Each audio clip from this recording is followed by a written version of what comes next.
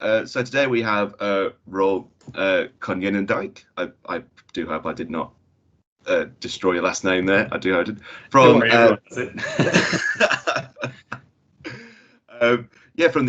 from New College at the University of Oxford. So who's going to present us today on the Delbrück and Kromyer controversy. So please, Roel, tell us, how did ancient military history become serious scholarship? Thanks very much for the introduction, Josh, and thanks everyone for coming. I will be giving a sort of slightly strange paper, I suppose, because my current research, which was funded for the last 2 years by the European Research Council, as you can see at the top of the screen, is more of a historiographical subject than the kind of research into ancient history that you normally see. It's specifically spawned out of the question of, where do our ideas on Greek warfare come from? When I was doing my PhD research into classical Greek tactical developments, I realized that a lot of the conceptions that we have about the way that Greeks fought their wars come from a long historiographical tradition that starts with a number of German scholars in the mid to late 19th century. And so my project essentially was to try and discover who these people were and what kind of environment they were working in. And while I thought this was interesting when I was applying with that project, it turned out to actually be a lot more interesting than that, because of the kind of dynamics that I discovered in that history, in the way in which the development of Greek warfare as a subject of scholarship can serve as a case study of the development of scholarship in general in that period, and particularly the emergence of military history, which is really quite a contested academic subfield. And so while almost anybody who has studied Greek warfare will no doubt have at some point encountered the names of Delbrück and Kromayer, these are some of these sort of pillars of the discipline that are sometimes mentioned as the great ancestors of our understanding of Greek warfare and the way that we study it now. Mostly these people, when they get mentioned in modern scholarship by people who don't directly engage with work that is, more than a century old in some cases, they will kind of lump them together and say, this is a school of thought, this is a way of approaching this that kind of fits that period. We think of these as sort of benchmark studies from an earlier age of scholarship. Now we can move on to the very new ideas that we've developed in the centuries since. And therefore, it might actually be surprising to find that there is such a thing as a Delbrück-Kromayer controversy, that these scholars were not necessarily working together, but rather that they were involved in a very serious polemic that dragged on for several years at the beginning of the 20th century. And I believe that polemic is interesting because, as far as I can tell, it takes a pivotal role in the development of ancient military history as an academic discipline. It is the dispute between these scholars that has defined to a large extent how valid it is to study ancient Greek or ancient warfare in general, ancient Mediterranean warfare in general, and how we are supposed to do that in a responsible way. What I hope to show you is that it is in the Delbrück-Kromayer controversy that we get a sort of phase of maturing of the study of ancient warfare. Now, those are perhaps big claims to substantiate. We will see if I can actually do that. But fundamentally, the project is about the study of ancient warfare in the German-speaking world. The German-speaking world, because that is where most of this scholarship was done in this period, ranging from about the middle of the 19th century to around 1930. That is to say, around the time that both Hans Delbrück and Johannes Kromayer died. And the serious study of ancient warfare in German academia more or less died away for the ensuing generation for, hopefully obvious reasons, that this kind of scholarship was simply no longer continued. So we're talking about quite a large period in which the way in which ancient warfare was studied changed quite dramatically. At the beginning of that period, just to give you a very brief summary, and this is going to be this is going to be the breakdown of my talk. At the beginning of that period, we have a particular way in which that kind of research is done, which revolves around the question of who gets to actually write this history. Is this something that academics can do, or do you need the abilities and the expertise of soldiers to be able to say, useful, comprehensive things about ancient warfare? It is in this question that we get more or less the first half century of this period, the period that I've studied. It's dominated by this question of expertise, and I'm not going to say very much about that, but that sort of is the background for the emergence of the controversy that will occupy most of our time today. That controversy is then prompted by the challenge issued by Hans Delbrück when he appears on the scene in the late 19th century. Delbrück seems to want to overthrow everything that we hold dear and everything that seems to be taken for granted in the academic world of his time. And so there is a growing sense that a response needs to be organized, and that response seems to be led by this other scholar, Johannes Kromayer. So that then becomes the next stage in this development. Kromayer responding to Delbrück quite directly to try and develop a new understanding of ancient warfare. And in these sort of three phases of what I'm going to talk about, I hope that it will become clear that the development of this period, specifically around 1900 to 1905, but this period, this broader period of historiography, that this is the time in which, as I said, which the scholarship of this subject more or less matured and became something that became part of the academy's activities, something that became part of classical scholarship, and something that came to be understood that it could be done in a particular way that was acknowledged and approved, and that the methodologies and the perspective of this subject were clearly defined. So at the beginning of this, or nowadays, generally speaking, the way that this story gets told focuses very heavily on Delbrück himself. And this is kind of the point that I want to challenge a little bit here. What you can see here at the bottom of the screen is Wheeler's perspective on the subject, which is something that is really quite representative of the way that military historians nowadays look back on this period. They will argue that, as he says, Delbrück was the first historian to apply the principles of historicism to military history, and wresting this study from the grasp of general staff historians, retired officers, and popularizers, he brought military history into the academy.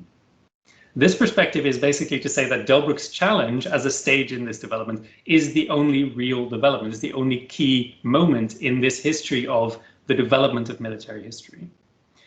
Before that, it was just something that officers did more or less for their own amusement. But with Delbrück, suddenly, we started doing this as historians, and we started doing this in a historical way. My talk here today is trying to complicate that picture a little bit, trying to say that it's not just Delbrück, or even to a very large extent, not Delbrück at all, who made this happen, but rather the tension between Delbrück and other scholars that allowed the development and the maturing and the crystallization of what military history was supposed to be from an academic perspective. So just to sketch that background that I mentioned earlier, it's important to have this kind of picture because we need to understand, where this idea of a controversy over military history even comes from. The 19th century study of military history in Germany was something that was, broadly speaking, not done by academics. There was a long tradition of officers writing about even ancient warfare, so not just the warfare of their own time, the warfare that they were doing in their own professional lives, but also the history of ancient warfare was done by officers who were combining their own classical education, their classical interests, with their personal experience. And this kind of military history was often of a sort of very antiquarian kind. It was collecting descriptions of battles, descriptions of campaigns, descriptions of weaponry, and trying to log those and to figure out if there was anything there from which modern officers could draw lessons for their everyday practice. So this is a kind of tradition that comes from outside of the academy, and that is overwhelmingly intended not to, to increase our understanding of the past, but to instruct officers, so to help officers better understand their job. This is further reinforced in the 19th century by the rise of military science as something that has a lot of interest from the state. I mean, in particular, when we're talking about Prussia, we're talking about the rise of the Great General Staff, which was founded in 1824, and within that, the War History section. This is a section of the General Staff, so of professional officers, whose job it is to study military history for the purpose of educating officers. These are people who essentially claim military history as their profession, as their subject of study, in order to instruct officers at the military academy. The Great General Staff put great value in this because they thought that the only way to learn how to fight a war, short of actually fighting one, was to learn from the wars of the past. But the result is that the primary people who were studying military history in Germany in the 19th century were not historians, but professional soldiers. And the point is that because professional soldiers had such a high status, especially in 19th century Germany, but generally in Europe in this period, and because their intellectual contributions were generally respected, there was hesitancy from the academy to claim a role in writing military history. While there were, of course, scholars who enjoyed writing about wars and battles and campaigns, we have works like Droysen's descriptions of the campaigns of Alexander and things like that would go into quite a lot of detail on battles and military behavior. Generally speaking, there was no such thing as military history within the academy. And it was impossible to specialize in military history in universities because universities acknowledged that that was not their field. They respected the claim of the officer class to understanding war. They recognized that as historians, as classicists, they did not have the understanding, the practical experience and knowledge to properly assess warfare even in the past. And so that was a separate set of expertise. That was something that they didn't do. Generally speaking, the university in this period quite actively rejects military history as something that it can do. And they reject that out of respect, out of acknowledgement of a rival form of intellectual historical research. The only solution to this problem is the solution that occurs, especially in the history of Greek warfare, which is the collaboration in the study of a subject like that between a classicist, a philologist, and a soldier. So this is what happens in 1852 when a pair of exiles in Zurich, who were both exiled from the revolutions of 1848, work together to write the first comprehensive and the first academic study of the history of Greek warfare. These are Rüstow and Köchli. So Köchli is a philologist, is a professor at Zurich, and Rüstow is an officer with the combat engineers who adds or contributes his military perspective to Köchli's classical studies. And it's very explicit in the introduction to their work that this is how they conceive themselves of being better than others writing on the subject.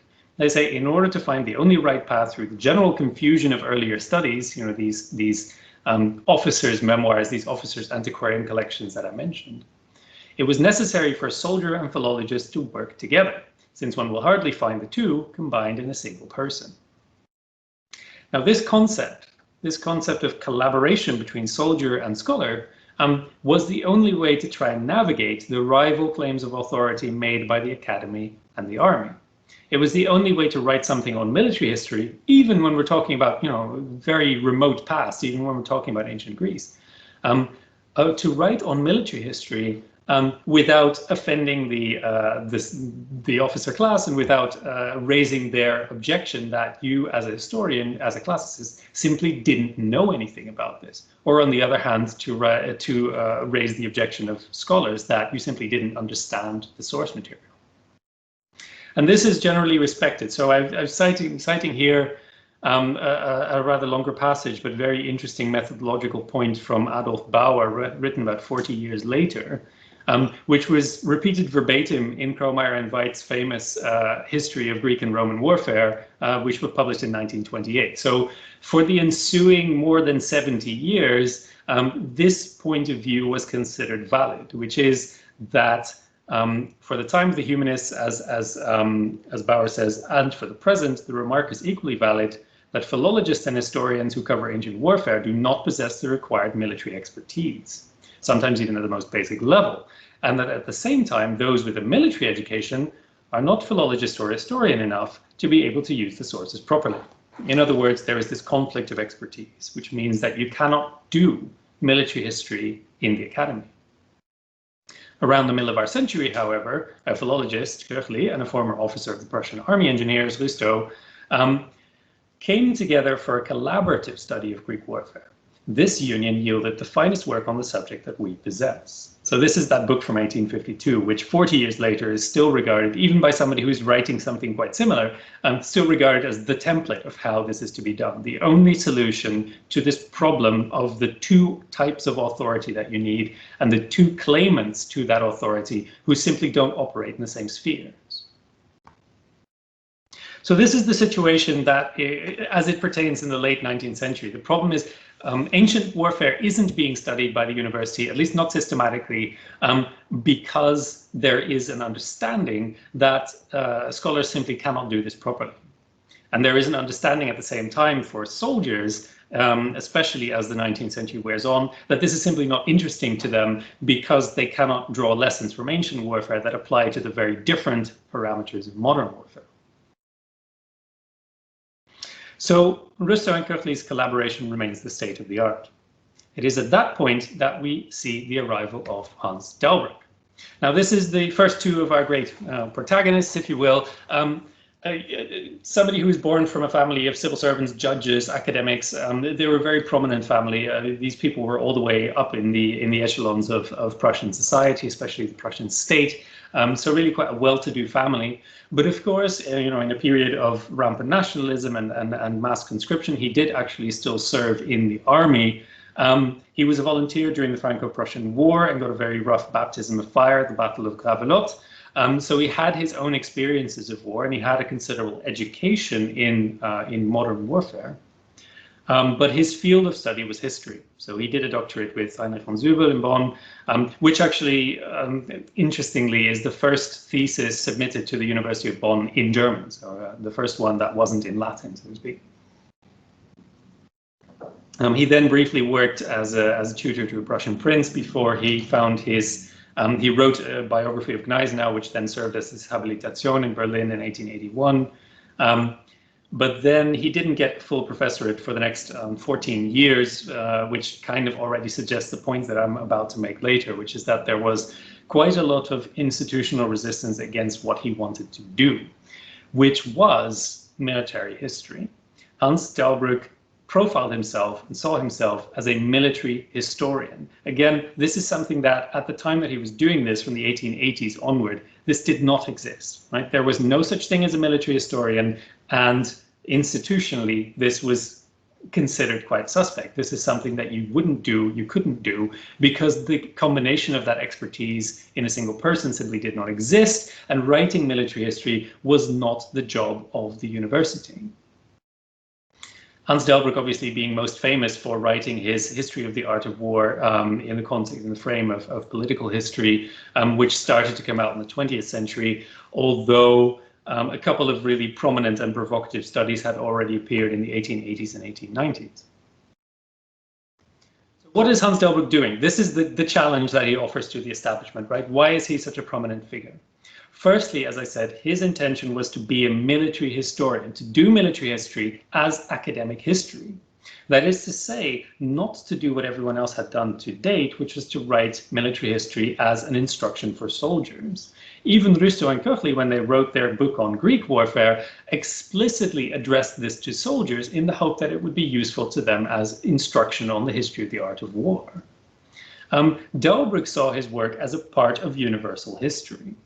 He ended up not getting a chair in military history because there was no such thing, of course, and they weren't about to produce it for him.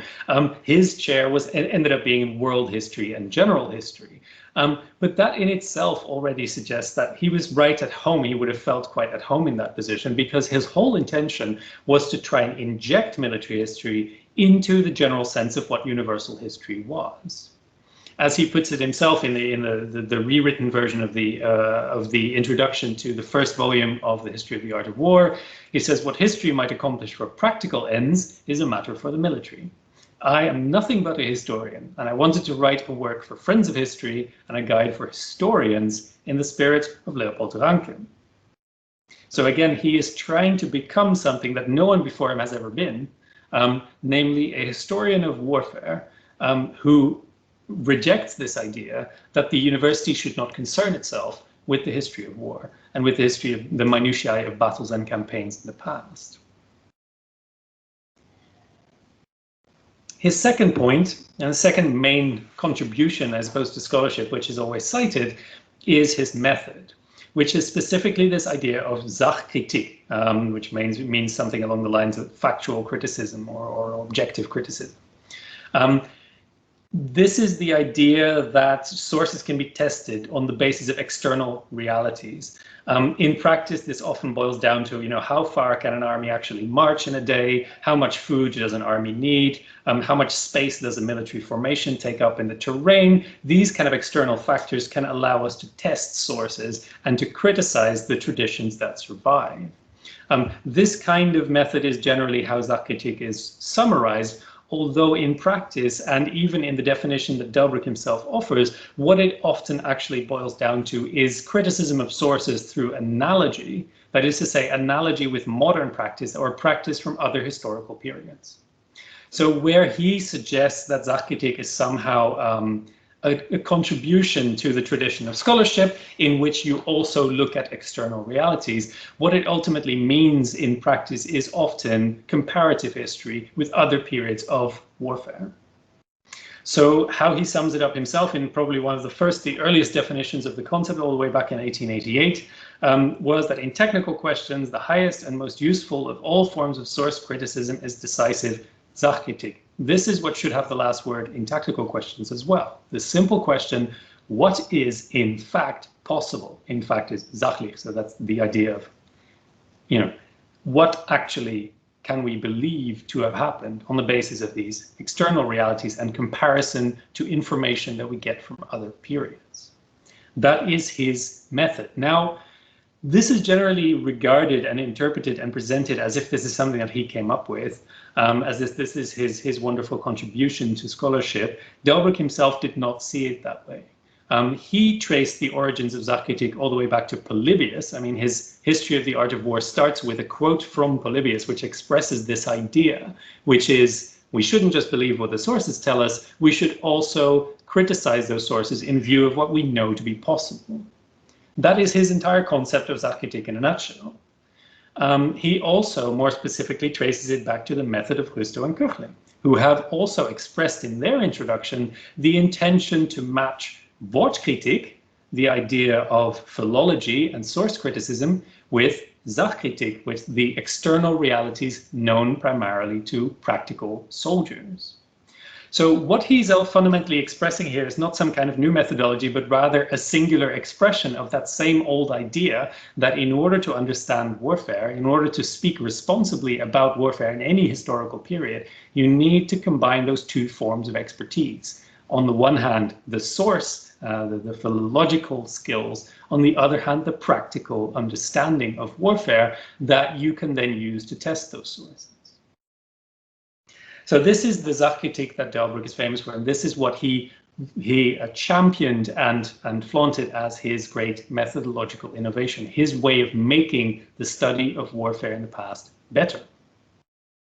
Now, the final point here, and perhaps the most controversial, is that Delbrück's project obviously rested on the idea that he did not need to work together with someone else from outside the academy in order to speak intelligently about ancient warfare. His concept was that by the study of simultaneously historical sources and modern military practice, he would be able to master both fields. He would be able to unite in himself, in a new kind of scholar, both history and military science. And that would be, in his view, the particular expertise of the military historian. It would be to unite those two perspectives. It would be to bring together the skill of the historian and the knowledge and expertise and know-how of the soldier. So his point of view was that he would be the one to kind of trailblaze this idea, to demonstrate that it was possible, and thereby to break this deadlock in which the only way to speak responsibly about past warfare was thought to be working together as a historian with a professional practitioner of war. So on these 3 points, Delbrück brings in something totally new, tries to start something totally new. And if we assume that the reaction to this would have been broadly positive, of course, I can only disappoint you. Everybody essentially, and by everybody, I really mean both on the side of the academy and on the side of the army, forcefully rejected the idea that what Delbrück proposed was possible.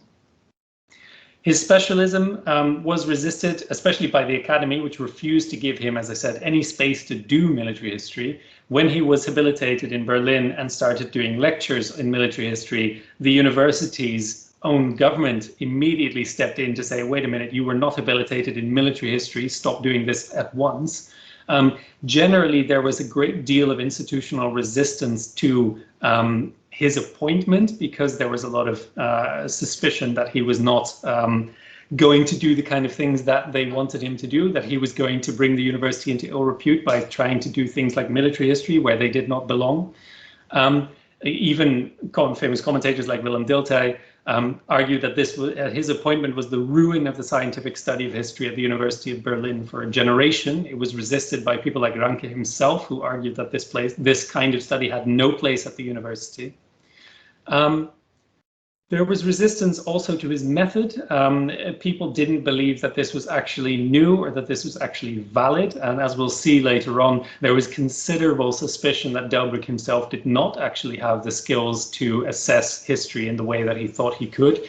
And this came, again, both from within the university, where people said he was insufficiently philologically schooled, and from the army, where people said, who is this person who only served a year in the Franco-Prussian War and has a bit of reservist training and thinks he can tell us our business? There was still a very strong sense that officers had the undisputed authority over military questions, over military science, and that even a historian writing about ancient warfare had to justify this to them and make them believe that he knew what he was doing. And finally, of course, there was considerable resistance to his conclusions. Now, this is one thing that Delbrück is particularly famous for, is offering various conclusions on the basis of this radical Sachkritik, this factual criticism. For instance, arguing that the army that the Greeks defeated in the Persian Wars cannot possibly have been that big. These kind of matters raised a lot of resistance, primarily because people weren't ready to let go of these sources, weren't ready to criticize them to such an extent, and also weren't inclined to let go of the kind of stories that they told themselves about ancient warfare. So there was a great deal of resistance against what he was doing, what he wanted to do, who he was, how he meant to go about it, which is why, you can see from his career that it went actually very, very slowly, that he was only just able to manage to get a position at Berlin, but it took him more than a decade and a half to try and turn that position into a full chair, and that even then he wasn't actually allowed to teach his own specialism, and that also all that time he was arguing with, he was in a constant polemic with the army over various claims he had made about the history of strategy, and so on and so on. There were other personal reasons for particular scholars to dislike him. I would love to go into this in the questions, if you like, about the scandal between him and Ulrich von Willamowitz-Müllendorf, but these are sort of more the hot gossip, this whole story. What we're actually referring to here is this sort of professional resistance.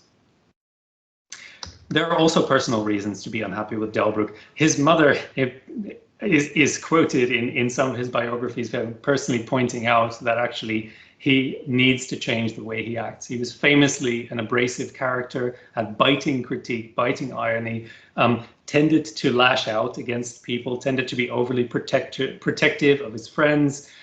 He had a temper both in his scholarship and in person, which made it very difficult for him to make friends, and which combined very poorly with his tendency to consider nothing sacred if it was to some extent subject to criticism from his intellect. This is something that is also noticed by scholars. For instance, Benedictus Niese responded at one point to Delbrück's response to his review by pointing out that this was really very unprofessional. He has replied to my review of the first volume of the History of the Art of War, which clearly provoked the full measure of his wrath, with an attack on its reviewers that is presented throughout in the tone of personal insult.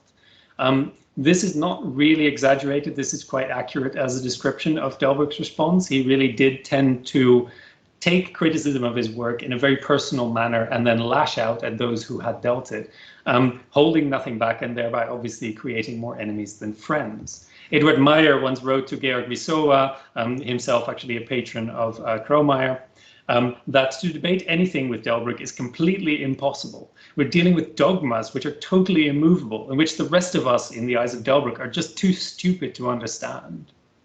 So his whole attitude to things is that he got certain ideas into his head, and then he would not let them go, and he would not let anybody criticize them. So there are many reasons why Delbrück might raise resistance among his colleagues.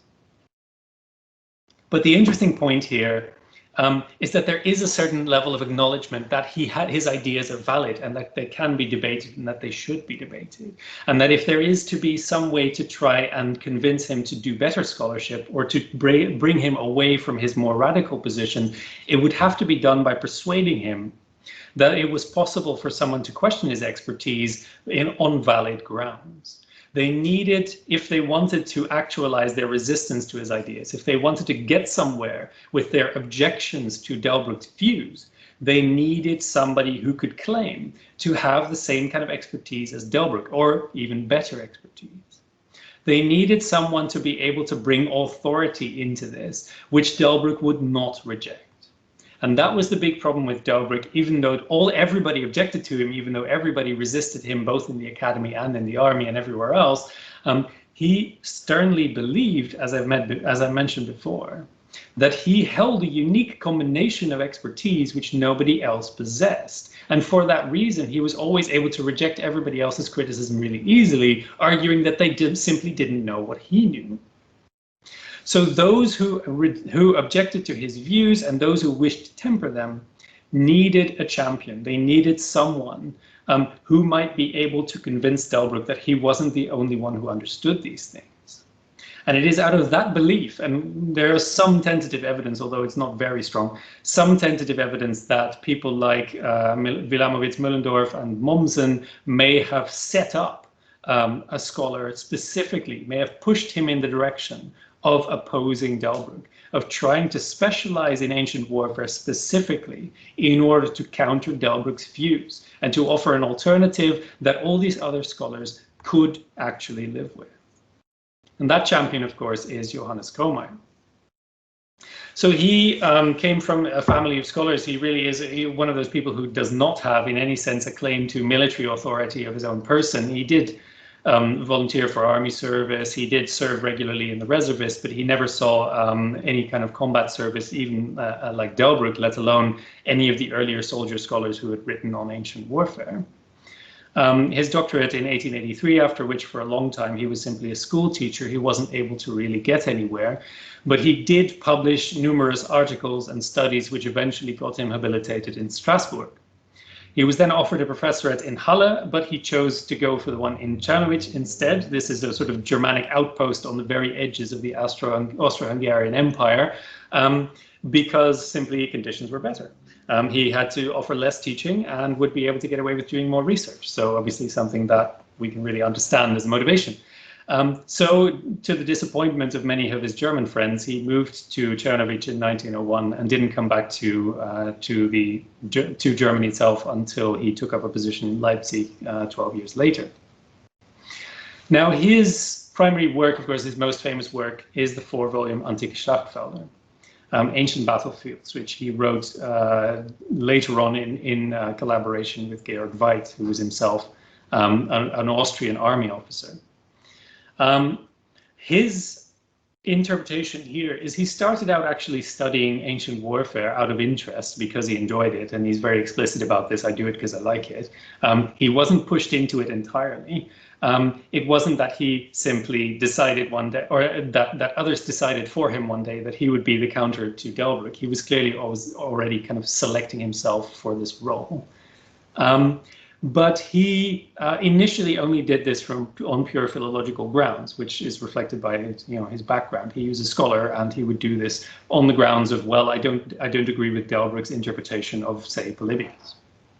But it is from 1900 that he suddenly, and almost somewhat mysteriously, gets massive support from various institutions to try and take this on a larger scale. It is in 1900 that we see Kromayer more or less explicitly picking up the gauntlet of Delbrück's challenge. So where Delbrück has said, I am going to change all of the way that we do this, that we do these things, and you have to accept it because I have unrivaled authority. Kromayer now steps in and says, actually, we'll see about that. We'll see if you are the only one who has the authority to speak on these matters. So there is a review written by Delbrück all the way back in 1888, actually not 1988, that would be quite spectacular, sorry about that typo, a review that he wrote of another book on Greek warfare where he argued that from the point of view of knowledge of Greek antiquities, there is nothing substantial left to achieve. The time has now come for a war historian to take it out of the hands of the ancient historian, perhaps eventually to put it back in the hands of the ancient historian. This was essentially early career Delbrück trying to make a space for himself, right? Trying to show that, okay, ancient historians have tried to do this, but they don't actually know military history. They acknowledge this. And so here's me. I do military history. That is my field, my specialism. So I can bring unique expertise to the subject of Greek military history. And that is why I will now take on this subject. Johannes Kromayer, 12 years later, cited this review back at him and said this perhaps it must be given back to the ancient historian, is now a necessity. Delbrück's work, the first volume of the History of the Art of War, had appeared, and now the right man should be found to complete Delbrück's work in this sense. This is obviously Kromayer picking up the challenge. This is him saying, I'm going to do this. That same spring, he set out for his first expedition to Greece. His plan was to challenge Delbrück by essentially confronting him with a collection of expertises from different branches of the sciences, essentially, both from philology, which he specialized in, unlike Delbrück, and from the army, which supported him in this expedition. I mentioned before that the army was trapped in a long polemic with Delbrück over this period. It is very likely that they actually recognized the need to do something like the same thing that Mommsen and Wilhelm-Möllendorf recognized they ought to do, which is prop up a challenger against Delbrück, try and get Delbrück to understand that he was not the sole authority on these matters.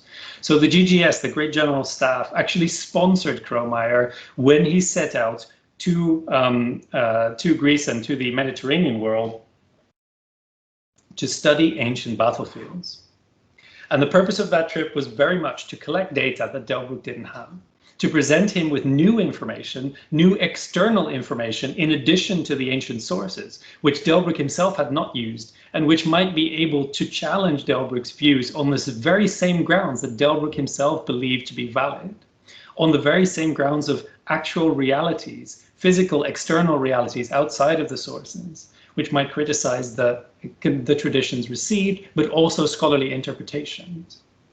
So Kromayer's idea here was to try and study the physical world of ancient warfare with the support, with the military eye, as he himself puts it, of the officers who accompanied him, of the support of the GGS, in order to essentially trump Delbrück's expertise on both points, to be a better philologist than Delbrück is as a military historian, to be a better ancient historian than Delbrück as a military historian, but also to bring that military authority back into it, to do what Risto and Köchli had done, and bring in the authority of professional soldiers to inform the scholars' understanding of ancient warfare.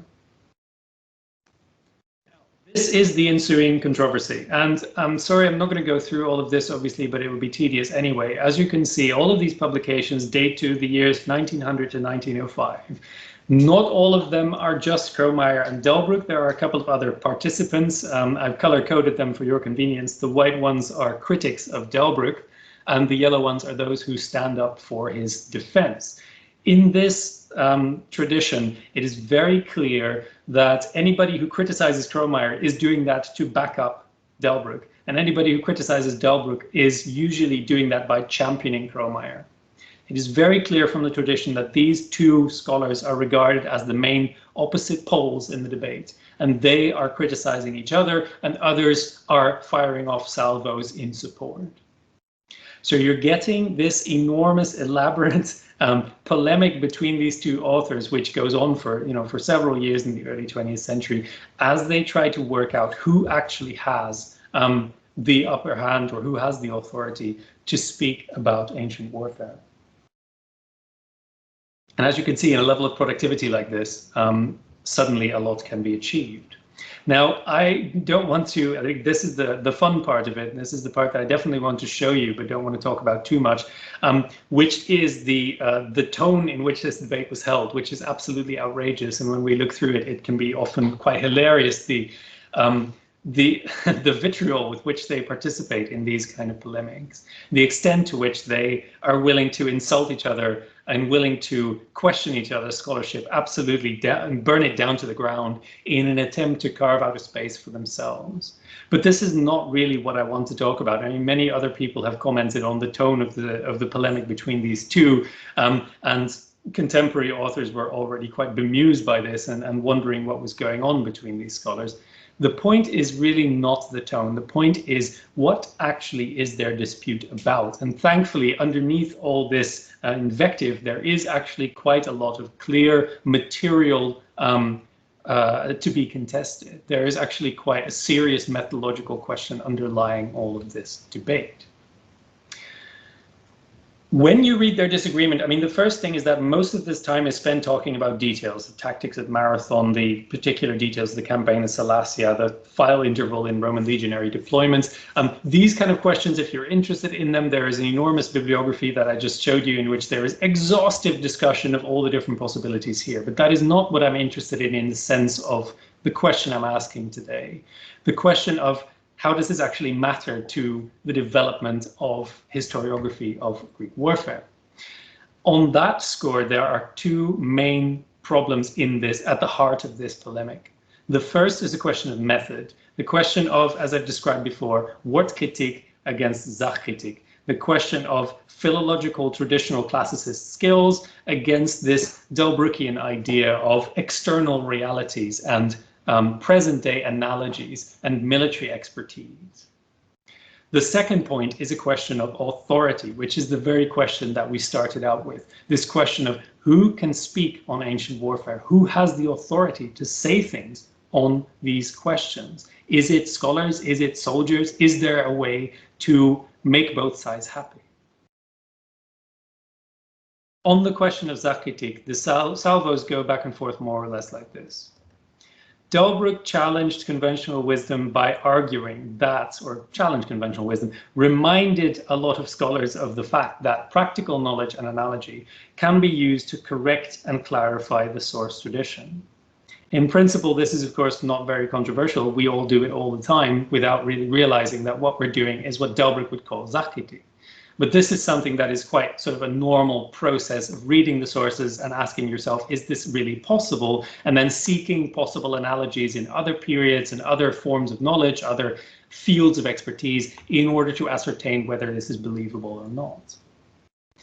However, Delbrück's critics argued that he took this too far. And Kromayer, and especially Benedictus Niese and various other scholars, pointed out that what Delbrück was actually doing was not subtly correcting and clarifying the sources, but throwing out those sources when he didn't like the kind of conclusions they led him to. When he believed that Sachkritik, that the knowledge that he was bringing in from military science was more important, more relevant, more believable than the information the sources gave him, then he was very happy to throw it out, to altogether remove the source base of the questions that he was asking. And of course, the result of that, regardless of what you think of his conclusions, is that those conclusions can only be conjecture. So Delbrück's primary critics pointed out that what we are left with when we throw out the source tradition so indiscriminately is nothing but hypothesis. And many people criticized him by arguing that the only thing that Delbrück can write about is what he thinks should have happened, and that doesn't actually tell us what happened. Delbrück responded to this by arguing that all sources and all forms of expertise are fallible, that it must be acknowledged that we cannot simply read these things and accept what they say, that a lot of the time, and that all scholars accept this as well, that there is a great degree of hypocrisy in criticizing Sachkritik too strongly when, as I said, everybody does it. Everybody uses it at one time or another to test the source tradition. So according to Delbrück, progress in understanding antiquity, given the fallibility of our sources, given the fallibility of all forms of expertise, is to continuously criticize things, to constantly use the knowledge of one thing to criticize another thing. and that Kromayer himself and all the scholars who joined him in his criticism actually accepted that method and often used it themselves. That Kromayer himself also used analogies from other periods of military history and from other subjects to try and elucidate questions about ancient Greek or ancient Mediterranean warfare. To which Kromayer, of course, responded by saying, I mean, yes, he does indeed embrace that, but what he's trying to do is to not simply criticize everything and radically and fairly indiscriminately dismiss things, but rather to try and build something more, greater, better. To increase the amount of knowledge that we have rather than decreasing it. To increase the number of sources we can build on rather than dismissing the ones we have. And that is what he considered to be responsible criticism. And in fact, when Delbrück accused him of being a radical, fanatical critic of Sachkritik, somebody who was desperate to retain his philological sources, desperate to defend his Polybius, what Kromayer responded was the simple observation, what then is all of this battlefield survey that I'm doing, if not Sachkritik? What am I doing except bringing in external realities and studying the facts of the ground, facts of geography and distance in order to better understand the sources? On the question of authority, the debate goes more or less like this.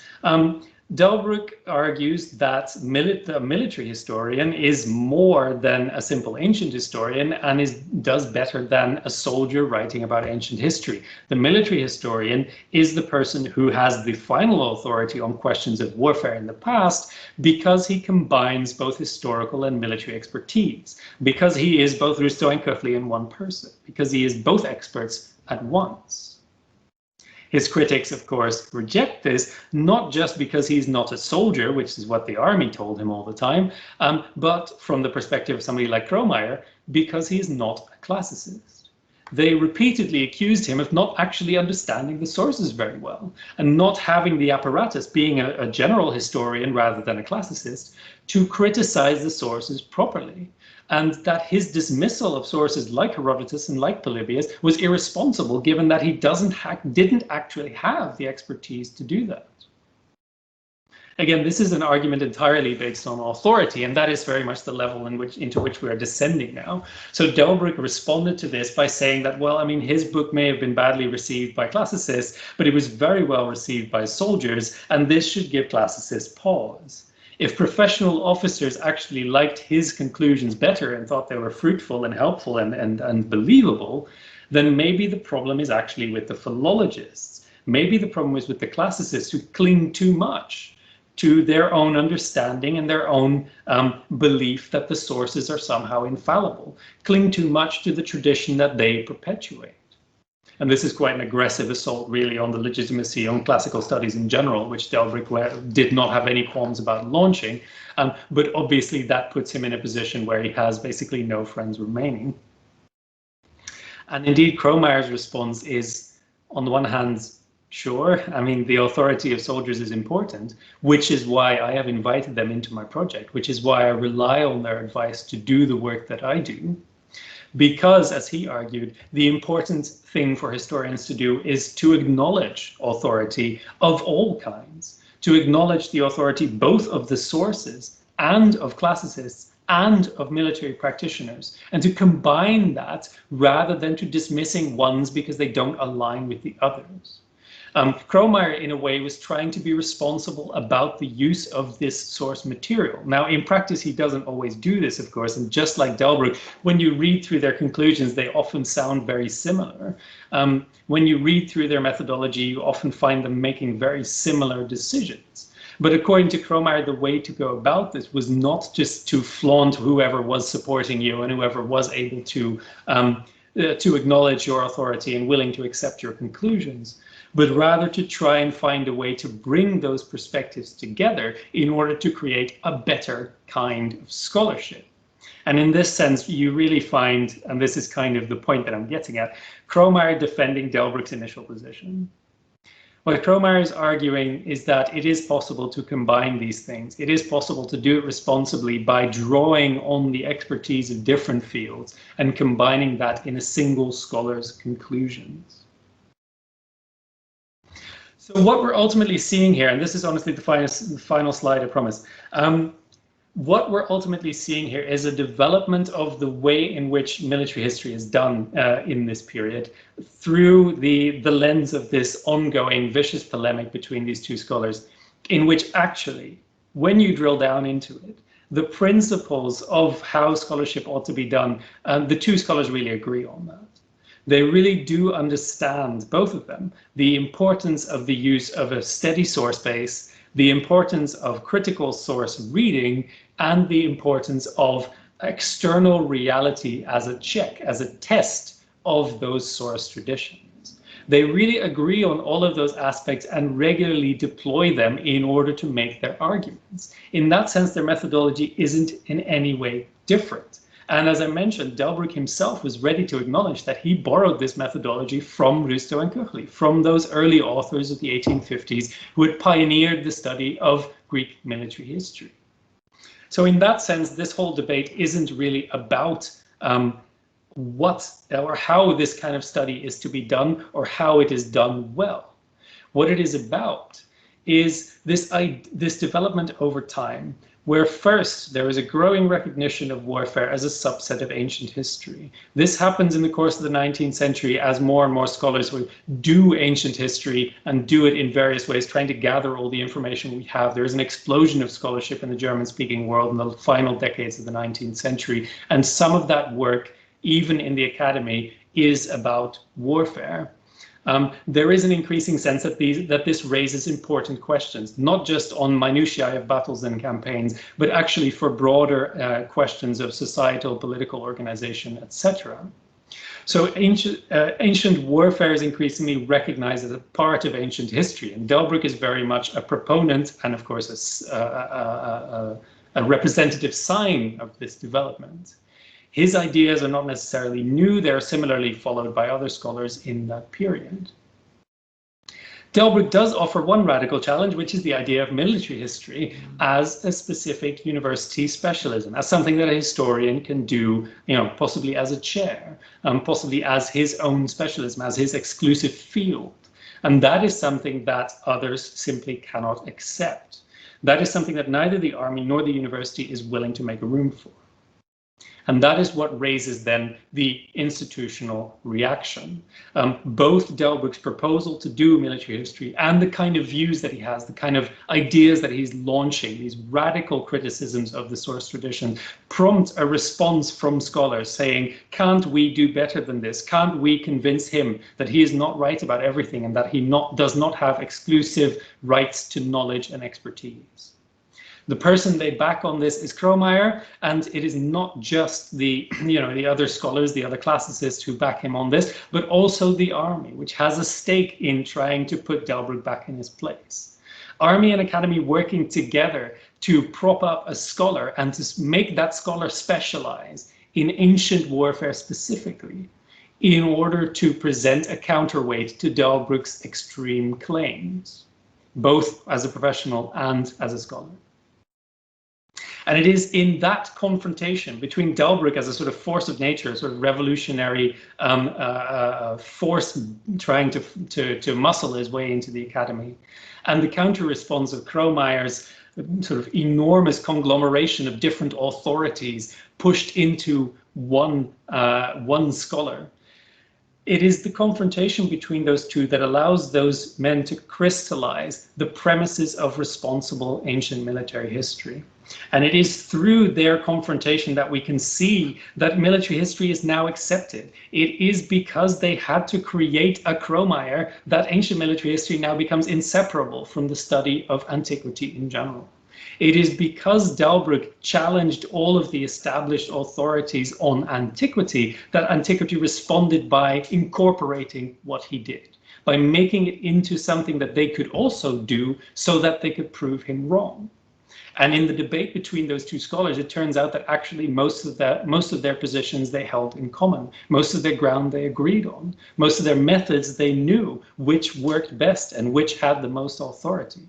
And on that point, we can see that the maturing of Greek military history as a field of study comes forward not because Delbrück forced it, not because Delbrück made it happen, but rather because those ideas simply needed to be adopted by the academy, and that once they happen in the form of Johannes Kromayer, they have essentially never gone away. Thank you very much. Thank you very much, Roel. That was a very interesting paper. It's great to know that the Prussian sort of university zeitgeist was in the midst of a handbags at dawn sort of thing in the early in the late 20th century. Okay, 19th century. I'll open up the floor to any questions that anyone might have before I very quickly delve into what was the hot goss surrounding Delbrück at the time. So if anyone has a question or wants to jump in first.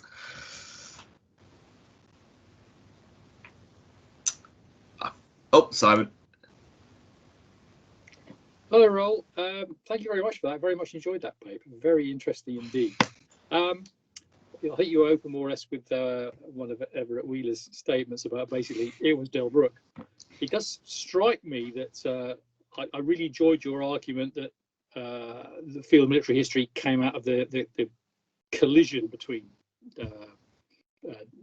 these two scholars. But on the other hand, if Delbrück hadn't existed, would military history have been invented? Yeah, that's a great question.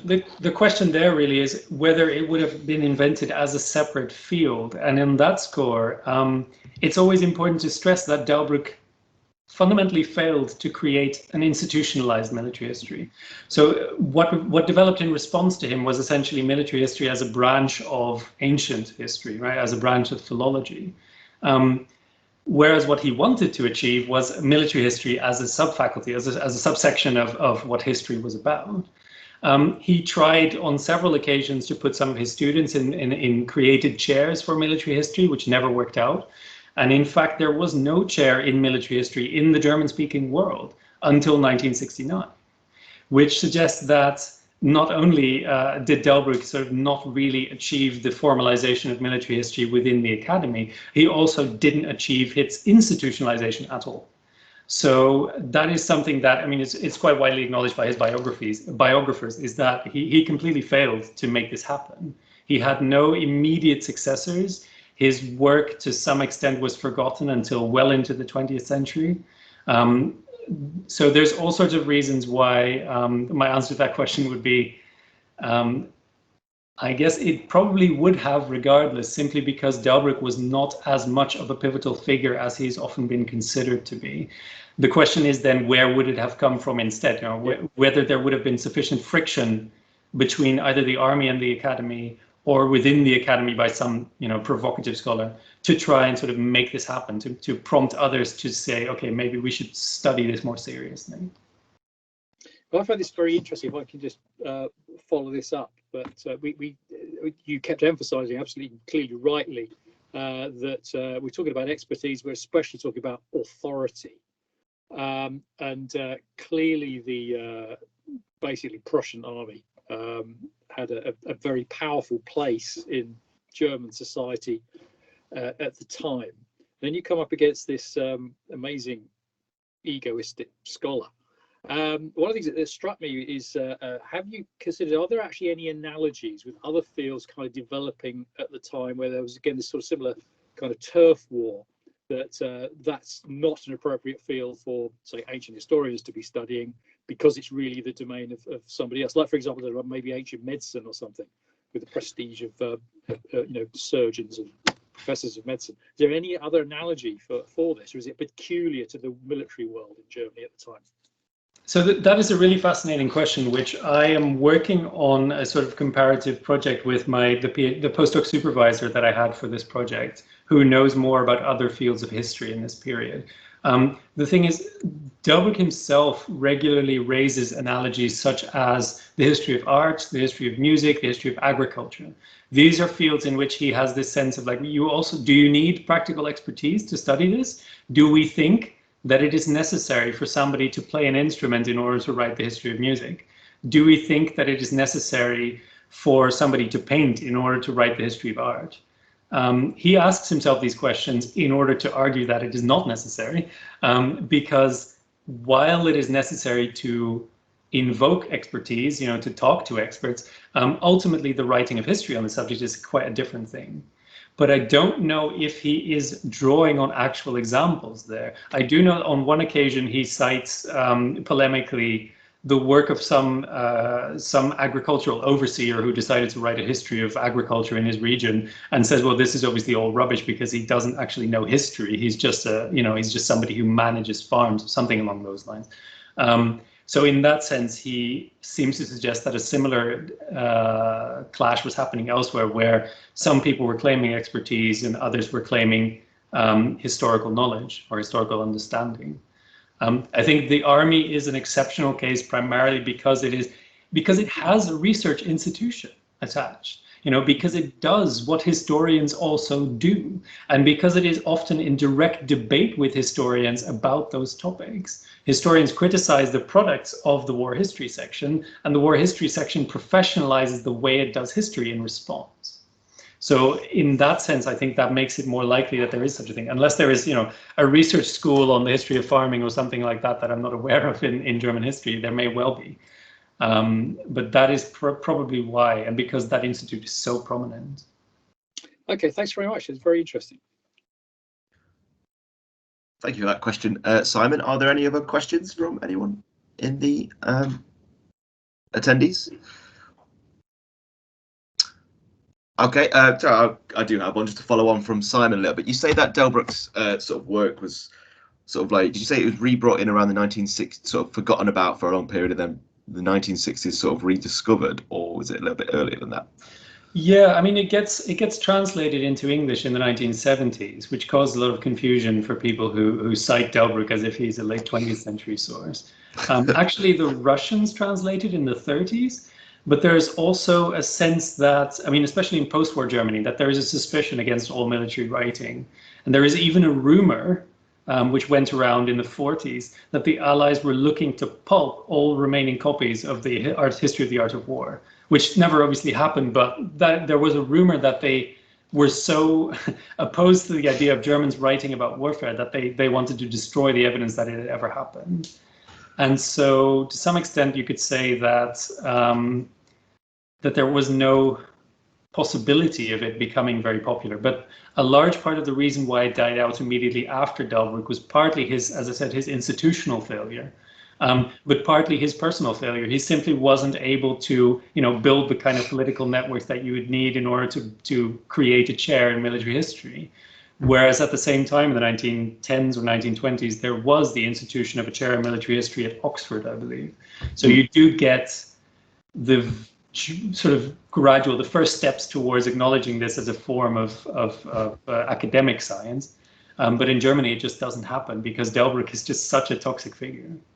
I think it's kind of, I find that really quite interesting. Obviously, he gets translated in English in the 1970s because obviously by this time already we've had Snodgrass, and so talking about literally the centrifugal force of almost battle tactics in the idea of a whole culture and society, and like the policy presupposed due to the phalanx and stuff like that. So it's kind of, it's quite interesting that he because obviously, like what essentially he's saying, he was saying trying to basically bring a military history into that, say that there are essentially like valuable stuff in this and we can get it out. So it's kind of interesting that he say it is forgotten about, but then in English scholarship on Greek sort of warfare, it's kind of like they almost in a way take his sort of like point of view that there is a sort of like a tactic that defines a culture, and that in some way defines their political like sort of the political sort of outlook. Sorry. But again, no, you're absolutely right. But again, those ideas are, again, Delbrück gets credited with them. But other people have pointed out, I mean, so Robert Larson has a great article pointing out that actually there was somebody at the War Academy in the 1870s and 1880s, Max Janes, who wrote in a very similar way about warfare throughout history. And in fact, both those authors read Risto, who also wrote military history in that sort of socio-political context. And already, I mean, with Russo and Kötli, they already did this to some extent, you know, pointing out the general political structures within which militias were formed and that sort of thing. But their reviewers, I mean, I have at least one review from 1857, which says, well, you're writing about warfare perfectly well, but there's not enough of that socio-political context that I was really hoping to find. And so how new really, and I've given another paper last year where I kind of made this argument, the idea that particular approach to military history is new is kind of a modern illusion. Actually, there has always been this kind of new military history, this kind of, you know, war and society kind of approach. And so the fact that that has sort of trickled into English scholarship is not that surprising, because it is fundamentally everywhere. I mean, you find that kind of argument in the great German handbooks of the same period. So Mayer's, you know, history of Greece, Belloc's history of Greece. You have the same kind of argument that hoplite phalanxes emerge from socioeconomic factors and things like that. Mm. Yeah, it's kind of interesting. Not the first time, obviously. That it's always a bit like, you know, like when a scholar's like, I've got a brand new idea, and you go, no, actually, someone in 1929 said this. You know what I mean? I mean, that is very much what my project ends up being. It's like, actually, I think you'll find. I think you'll find this is all been done before. Yeah. Excellent. Okay, so what was the hot goss about Delbrück? The hot goss about Delbrück said handbags at dawn. There was actually one moment when apparently Wilamowitz challenged Hans Delbrück to a duel. So to the death. It was going to be a proper like duel between officers, because they were both reservists at that point.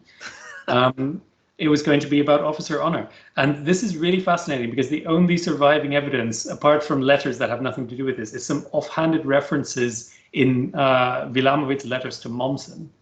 And for ages, nobody knew what he was referring to when he said, oh, I had to suddenly go back to Berlin to handle some annoying affair. And everybody was like, what's going on? What is he doing suddenly? Breaking off his trip to Italy?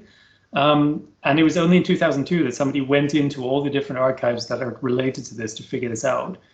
And it's a really difficult story to piece together, but it basically boils down to Delbrück trying to protect a childhood friend from what he perceived to be slander by Wilamowitz. And Wilamowitz took that up as a personal affront, and they almost fought a duel, but thankfully it was diffused at the last minute. But Wilamowitz clearly had a lifelong distaste for Delbrück after that. And in fact, after Kromeyer's first public lecture in 1900 on warfare, Wilamowitz wrote to Mommsen and said, you know, he's nicely washed Delbrück's ears, basically, like actually something along those lines, you know, a phrase that suggests like he was really looking forward to Kromayer basically telling Delbrück what's what. So he was to some extent behind this pushing Kromayer forward as a rival to Delbrück, because he wanted Delbrück taken down a peg. He wanted him to be, you know, publicly shown to be not as good a scholar as he thought he was.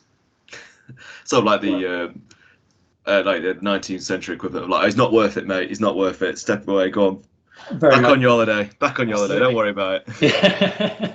No, there was absolutely a lot of that going on. I mean, the underlying scandal is too complex to go into here, but it involves various people who later ended up being the editors of Hermes. So like all of this kind of thing is like, you know, it spirals out of control because there are so few people in such a small environment, essentially, in German academia in the 19th century, that everybody ends up being massively important, having enormous legacies, building enormous legacies out of their personal grudges. Fantastic.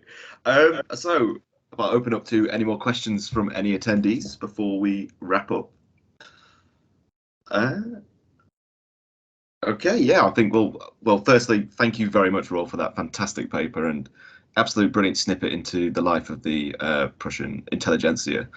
It's been my pleasure. Thanks very much for having me. Thank you very much for accepting, and thank you everyone for joining the chat. We really appreciate it, and yeah, thank you very much everyone, and thank you again, Roel. Goodbye.